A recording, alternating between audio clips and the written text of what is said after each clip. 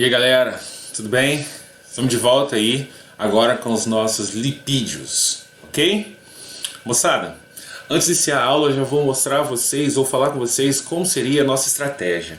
Lipídio, dentre as substâncias orgânicas, é aquela que a gente não consegue fugir da química orgânica. Então vai ter alguma parte da aula que vai até realmente lembrar muito aquela introdução de química orgânica que vocês fazem, vocês têm. Mas é porque realmente é imprescindível. No entanto, nosso foco, a priori, inicial, é Enem. Então olha só, já começo com química orgânica. São substâncias orgânicas e insolúveis em água. O que demonstra para mim claramente o quê? Que lipídio é uma substância apolar, porque a água é um solvente polar. Isso é interessante, porque isso explica, por exemplo, a obliteração, o entupimento de vasos sanguíneos. O fato do lipídio ser transportado na água mais facilmente poder se depositar em vasos sanguíneos. Ok? A gente vai ver isso depois. E as funções? As funções nos levam àquele quadro mais clássico relativo a Enem. Então, olha só, galera. Componentes estruturais de membrana. Isso quer dizer que lipídio faz parte de membrana. Lembra aí, quais são os dois principais lipídios de membrana? Fosfolipídio e o colesterol. Ok? Existem variações que também vão estar na membrana, mas os dois são os predominantes a nível de membrana celular. Isolante térmico. A gente sempre lembra dos animais que vivem em ambientes com temperaturas baixas e que não podem perder calor em excesso. Isso é bem interessante. Você poderia pensar também em você. Ó, sua pele, a sua hipoderme, ela tem bastante gordura e a função está ligada a isso, o isolante térmico. A reserva energética também é bem interessante. Olha, se você volta na visão orgânica, são substâncias que são insolúveis em água e pensa, olha, o lipídio armazenado no meu corpo não tem uma afinidade com água. Então eu armazeno o lipídio e não necessariamente tenho água junto dele. Isso é bem legal. Então, num espaço menor, eu armazeno uma molécula e não preciso expandir o meu espaço corporal, muito menos aumentar tanto a minha biomassa. Por quê? Porque lipídio, galera, por unidade de massa comparado ao carboidrato, ele vai me dar 2 vezes mais energia. Então é bem interessante, ok? Reserva energética está aí e precursor de alguns hormônios. Essa já é uma visão, um dado que me dá mais conteúdo biológico. Então, vamos dar uma olhada na biologia disso aí. Olha só, aqui eu trouxe alguns hormônios, ó. Os hormônios sexuais, primariamente, olha. Nós temos o hormônio que caracteriza machos como macho, a testosterona. Por exemplo, para nós falamos caracterização secundária masculina, com densidade de pelos, mudança de timbre de voz, alargamento da cintura escapular.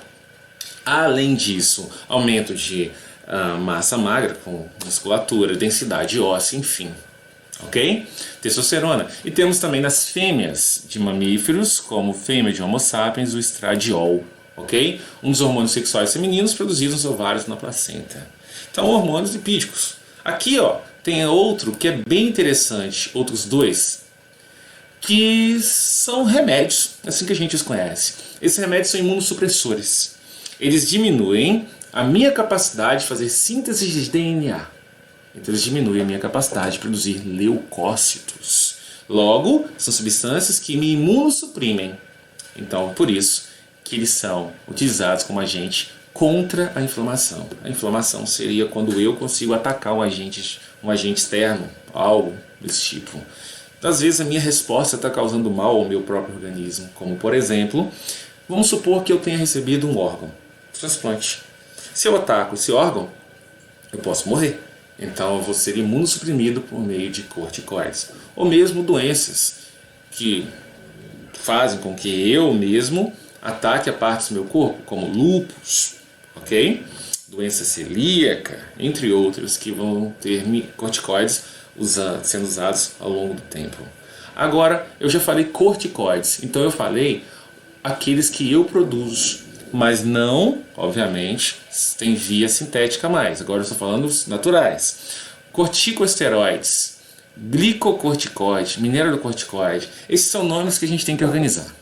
Sobre os nossos rins, nós temos, em cima de cada um dos rins, nós temos glândulas chamadas suprarrenais ou adrenais.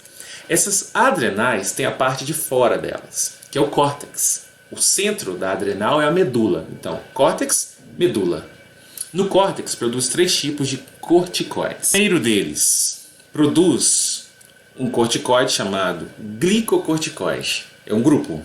Segundo, mineralocorticoide. Terceiro, sexocorticoides. Ok? Desse jeito, observem só. Eu tenho um glicocorticoide, como exemplo, cortisol. Eu tenho outro tipo de corticoide, chamado mineralocorticoide. Um exemplo, aldosterona. Mas olha, cortisol é um exemplo do grupo de glicocorticoides. Mineralocorticoides também existem outros. Aqui a gente exemplificou a aldosterona. Isso tudo está ligado ao sistema endócrino humano. E é bem interessante ser estudado. Beleza? Então uma dica para vocês.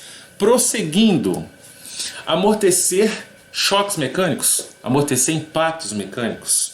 Aqui, pessoal, eu trouxe um caso bem prático. Um animal magnífico, exuberante, bonito, grande, 30 metros de extremidade a extremidade corporal. Agora eu quero focar no tegumento desse animal, ou simplesmente, como a gente fala às vezes, a pele. Pele é um órgão, então ela tem 3 tecidos. Ó, epiderme é a parte superior, derme, a parte de baixo, e a parte inferior, tecido conjuntivo, propriamente dito, do tipo adiposo, ou hipoderme, é onde se tem a gordura. A gordura desse animal, obviamente, tem um caráter adaptativo muito forte para esse animal. E aqui estão as funções dessa gordura: reserva energética, isolante térmico, proteção contra os ataques recebidos pelo animal, e além disso, a gordura ela é menos densa do que a água, então auxilia esse animal na flutuabilidade na coluna de água. Então esse é um foco relativo a Enem, dados bem importantes, ok? E no slide anterior nós ainda podemos explorar um deles que eu pulei, que seria a impermeabilização de superfícies, pessoal. Impermeabilizar superfícies tem a ver, por exemplo, com a superfície das folhas, já cobrado pelo INEP. A superfície das folhas ela tem uma cera, cutícula, que inibe a perda de água na forma de vapor. Inibe evapotranspiração vegetal. Cutícula. Ok? Então, fechamos as funções, galera. Vamos agora para a parte mais, digamos, densa, por ser ou ter bastante química orgânica. Não há como fugir. Entender isso auxilia no entendimento dos textos que vão vir depois nas questões, no enunciado de questões. Então agora a gente vai para os tipos de lipídios. Primeiro tipo de lipídio, e o lipídio mais abundante nós temos aí nos organismos vivos, são os lipídios simples. Então nós teremos 4 subtipos de lipídio. Primeiro, lipídio simples. Então foco agora na estrutura. Formado por ácido graxo e álcool. Então você vai pegar um ácido graxo, juntar com álcool. Quando você fizer essa fusão, você forma um éster.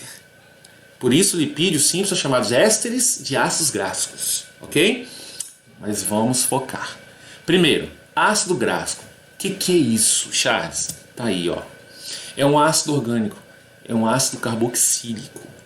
Cadeia carbônica longa, extensa. Tá aí, ó, de 14 a 22 átomos. Possui um grupamento carboxílico terminal e começa a parte que nos interessa muito. Podem ser saturados ou insaturados. Então você tem lipídio simples que vai ter uma porção que é ácido graxo, outra porção álcool. A gente está na primeira porção, a gente está analisando a parte do lipídio simples que é feita de ácido graxo. Nosso foco agora no ácido graxo é entender essa saturação e insaturação. Então mais um passo. Primeiro deles, foquem nos carbonos. As ligações são simples. Então esse seria um ácido graxo de cadeia saturada. Segundo, olha a insaturação aqui, pessoal. Olha a insaturação. Olha eu circulando a insaturação.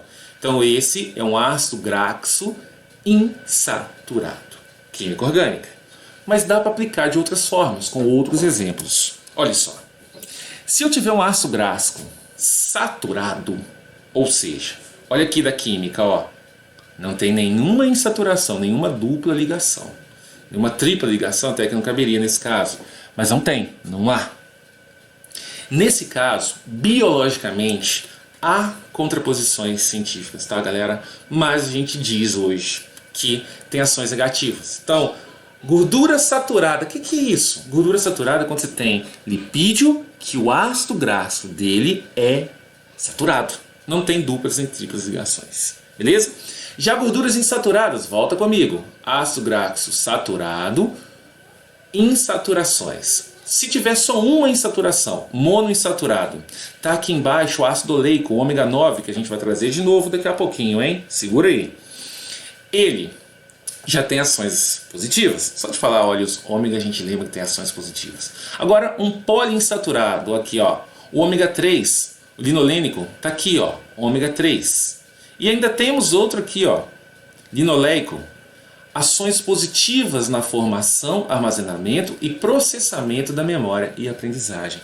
Além de outros traços legais, por exemplo, já se provou cientificamente que tem uma interação legal com os transportadores de colesterol. Então, ácido graxo saturado não seria muito interessante. Eu vou te dar uma dica, um spoiler. Tem a ver com gordura animal, gordura de porco, por exemplo. Já os insaturados são chamados de óleos vegetais quase sempre. Já são mais interessantes do ponto de vista nutricional. Mas eu vou te adiantar. Já temos coisas novas em termos científicos, falando que talvez os ácidos graxos saturados não sejam tão ruins assim. Mas ciência é isso, né, galera? Um dia após o outro. Então, olha, a gente já está concluindo a parte mais pesada, que é a parte orgânica. Mas temos mais coisinhas. Olha outra forma, olha outro exemplo. Palmítico, classifica para mim, saturado ou insaturado? O palmítico. Saturado, né, galera? Esteárico. Classifica. Só saturações. O ácido oleico já tem uma insaturação aqui, ó. O linoleico. Há uma insaturação aqui, outra insaturação aqui, ó. Eu já falo que ele é poliinsaturado. O linoleico, uma insaturação, 2, 3 insaturações, ok? Agora vamos ver esses caras aí insaturados mais de perto. Vamos dar uma olhada quem são. Ó, eu diria, como disse anteriormente, que esses aqui saturados, como o palmítico, esteárico, eles são chamados às vezes de gorduras, mas vamos ser mais científicos. Ele tem uma consistência de cera, uma pasta, ok? Então ele seria sólido a temperatura ambiente, a 25 graus Celsius.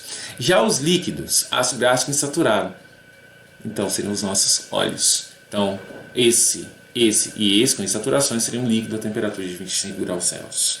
Então aí nós fechamos a parte dos ácidos graxos, a parte mais teórica relativa a eles. Ok? E aqui um adendo que explica para nós porque óleos ômegas são bem interessantes na nossa dieta, como eu já havia falado anteriormente. Primeiro, olhando a figura você vê que eles são insaturados. A figura anterior já mostrava isso. Agora ainda tem um outro viés, um outro conceito. São ácidos graxos que não são produzidos por nós. Logo, o que eu não produzo e preciso é essencial. Então, são ácidos graxos essenciais à minha dieta. Óleos ômega. Beleza? E aqui, galera, já a subdivisão de lipídio simples. Mas isso eu vou deixar para a próxima videoaula, para que não fique muito extenso. Pessoal, muito obrigado pela aula. A gente volta daqui a pouquinho na próxima videoaula, ok?